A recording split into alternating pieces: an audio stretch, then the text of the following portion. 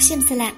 Avazliq asarga yuragi tashna, qalbi o'tliq salonimizning ixlosman anglag'uvchilari. Men sizlarning eng yaqin do'stinglar Maryamgul Xushxo'y. Men yeni sizlar bilan ovozim orqali sirdish fursatiga erishganligimdan to'liq xursandman.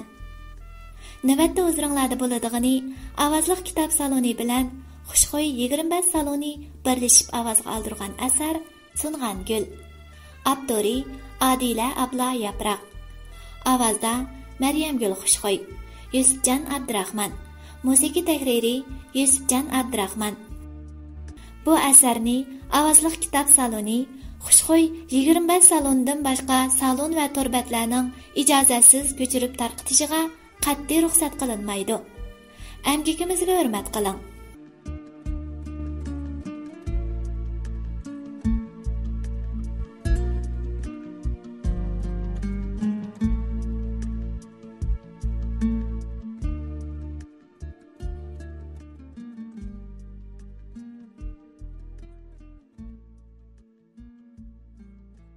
Üçüncü kısım.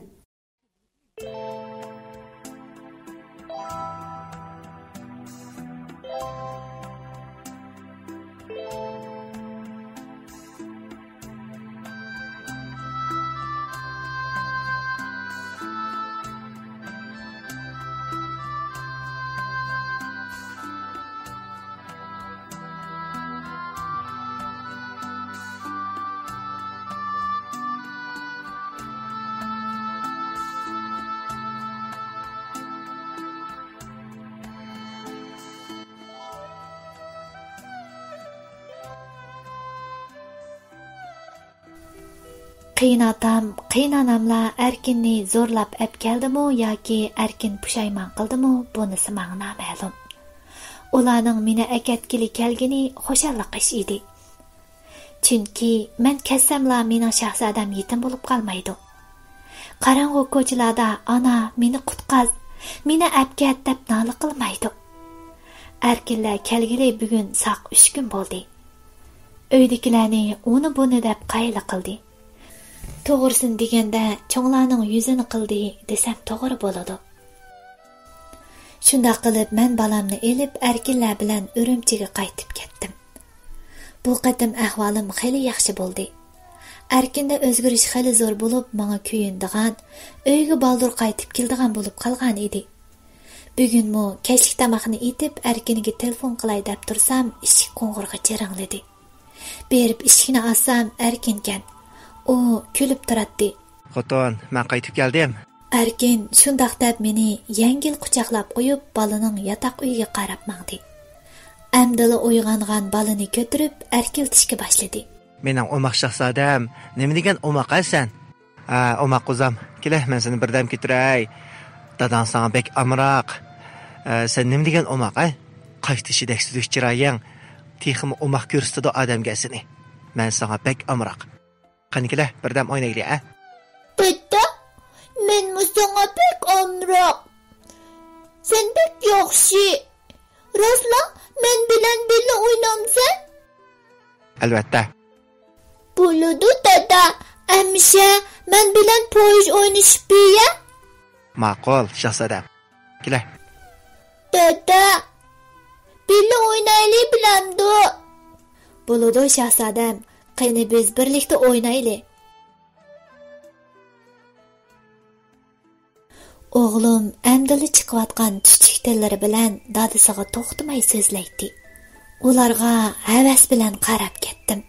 Bu xo'shallikni til bilan ifodalashga ojizlik qilaman. Kunlarim shunda xo'shal o'tib. Balani elib bog'chilarga baratdik. Cho'ng tamaxallarga baratdik. Atigandila Erkinni yo'lga selib cho'ng uyga baray deb tursam, telefonim sayridi. Qiynapam ekan. Qizim, tinchlikmi? Bugun havo bek yaxshi ekan. Aylanib kelsak qanday? Telefonni elishimga qiynanam shundoq dedi. Menmi qo'shildim. Kiyimimni almashtirib qiynanam bilan bozor aylandik.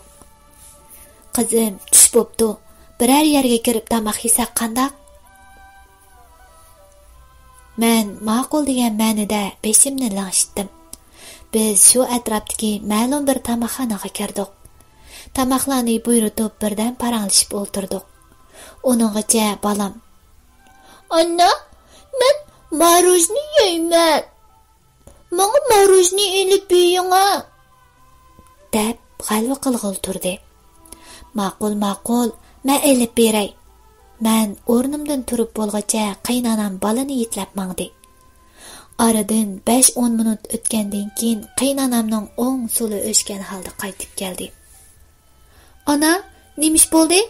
Tinchlikmi?" Men hayron bo'lib so'radim. "Yo'q, hech yo'q. Undaq emasdek turdi, rost gap qiling ana." Qaynonam birdan turib o'tgandan keyin so'z boshladi. "O yerdagi po'kayda erkin olaman degan eliq qiz turdi", dedi. Mening chiroyim shu zaman o'zgargan bo'lsa kerak. Qaynonam: "Balam, sizga nima bo'ldi?" "Ha, hech nima ana, men berib ko'rib kelsam bo'lamdi?" dedim yelingan ahangda. Qaynopam birdan sukutda turgandan keyin ma'qul degan ma'noda beshini lashitdi. Men ig'ir qadamlarimni yo'tkab ichimlik sotadigan po'kayga qarab mangdim. Asta berib po'kaydagi qizni ko'rib hayron qoldim. Yo'q, hayron qoldim emas, to'v deb qoldim desam to'g'ri bo'lg'adek. Qizning bo'yi mendan xilili egiz bo'lib qaramoqqa zilva ko'rindi ekan. Chachlari seriq rangda bo'yalgan. Yeshining erkindan cho'ngliqi mana men deb chiqib turadi. Yuzlariga tushgan qo'riqni yo'shirish uchun qiynoq qilib rangli girim qilib olgan edi. Yapma qapoqlari sangilgan bir qarashdala odamga yiqimsiz tuyg'u beradi. Men bu taqdirning chaqchiqini nima dey amdi? Shuncha qarabmi uning mendan ortiq yerlarini hech topolmadim. Erkin zodi uning nariga shundoq oshiq bo'lib qolgandi. Shu xiyollar bilan qarab turaverishni afsus ko'rib orqamga yandim. Qo'lim hech ishga barmay, qo'ygan tutqunimni bilmay degidek bir haftani o'tkazdim. Bugun atigan Erkin menga tushlik tamoqqa birsi bilan uyga keldiganligini, obdaroq tayyorlik qilishimni toplab do'konga ketdi. Men balig'i tamoq qilib berib, butun uylarni bir qur tozalab chiqdim. Ondan tushlik tamoq tayyorlab qildim. Mehmon kelgacha ulgurtay deb paloqlab bir qancha xil tamoq qildim. Soat dal 12 bo'lganda eshik qo'ng'irog'i jirangladi. Aldirab berib eshikni ochdim. Ochdim-yu, ko'zlarimga ishonmay qoldim. Ko'z oldim qorong'ulashib, beshim cho'gilashga boshladi. Kashki shu manzarani ko'rgan ko'zlarim ko'r bo'lsa-chi. Yuragim qattiq og'rib, hozirla teshig'i etilib chiqib ketadigandek so'qiyotdi. Tilim kalvalashib, faqatli gapga kelmay qolvatdi. "Hey, sanzada nima bo'ldi? Uyga mehmon kelsa qarab tursin-a? Tez mehmonga salom qilib uyga boshlamamsa?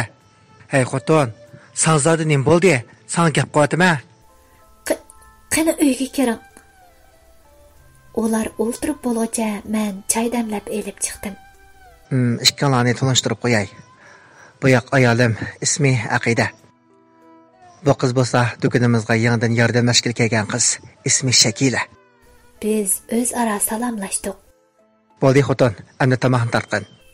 Erkin shundoq deb u qiz bilan, yo'q, oshnasi bilan qizg'in parang'a tushdi. Asta oshxonaga kirdim. Texig'icha esimni to'liq yig'ib bo'lolmagan.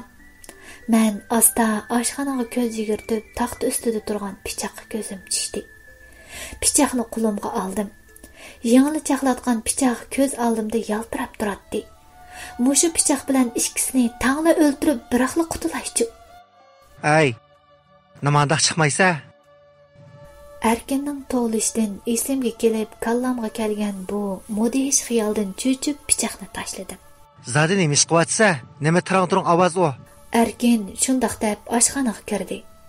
Men darhol o'zimni o'ngshab, "Poloning go'shini to'g'ray desam, pichoq tushib ketdi", dedim. Erkin gap so'zsiz chiqib ketdi. Tamoqlar yeyilib, ular chiqib ketdi. Mening yuragim ular bilan chiqib ketdi. Alam bilan o'ksib yig'lab ketdim. Ruhim chiqib ketganda kashkicha yotdim. Erkinga hech nima demadim. Kunlar alam bilan o'tishga boshladi. U qiz doim degidek tamoq kelaverdi. Mening azobim barg'ansiri eshib beryotdi. Yo'q, endi sukut tursam bo'lmaydi. Men barliq ishlarni qiynanamlarga aytdim. Necha vaqtdan ichimga potirolmay kelgan dardlarimni biraqla to'kdim. Uzoq yig'ladim. Qiynanam beshimni silab menga tasalli berdi. Qizim, endi yig'lamang. Men dadangizgaday biz erkinga nasihat qilaylik. Bu kunlar o'tib ketadi. Rasi yig'lab ichimni bo'shtib elib qaytib ketdim. Eshikning qattiq urilishidan yuragim eg'ib eshikni ochsam erkinkan. G'azabdan tomirlari heli etilib ketadiganday ko'pib ketgan erkin gelimdan kap qilib siqdi. Mening ovozim chiqmay qoldi. O izzitin bilmaydigan qonjoq. Tap tatmasdan meni opamlar chiqishtirgudek bo'ldingmi? Mana chiqishtir. Zuvaning chiqmaydi-ku, chiqishtir. Mening nafsim siqilib, beshim chinqilib og'rishga boshladi. Qarshilik qilgudek madarim qolmadi. Butun badanim lassida bo'shashga boshladi. Nima qilyapsa? Qo'lini tot. Hu hayvon. Bu qiynatamning ovozi. Erkin meni ittirib etib chiqib ketdi. Qizim, bizni kechiring. Siz hozircha Qashqarga qaytib turing.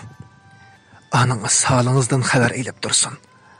Bu bolaning qini qizib qopdi. Navodi sizga bir kelishmaslik bo'lib qolsa, biz ma'qul dada.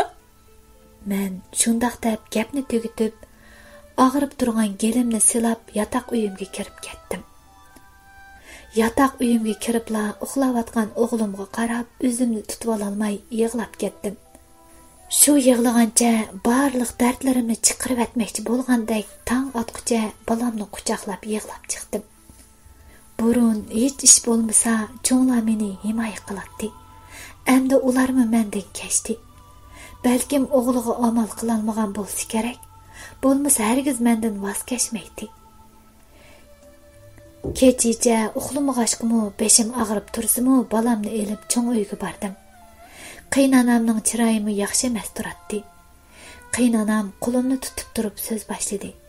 Bolam, siz biz sababli o'qiy olmagan, shuningga yarasha baxtli bo'lolmay nurg'un arziyat tortib oldingiz. Men yosh, bolani o'zim boqaman. Siz endi bo'lsin o'qing. Ko'nglingiz nima taqsa shuni qiling. Bir mezgildan keyin men sizni qaytirib akelaman. Biz shu yo'sinda xeyli uzun paranglashib o'tirdik. Men balamga qiymagan holda uydan ayrildim. To'p-to'g'ri 1,5 yil bo'ldi. Uyimdan, balamdan, erimdan ayrilib yashayapman. Yaqindan buyon Erkin kunda telefon qilib meni ajrashib qistaydigan bo'lib oldi.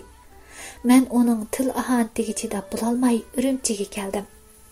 Biz sirtdan putishib, men hech nima talab qilmay ajrashdigan bo'ldik.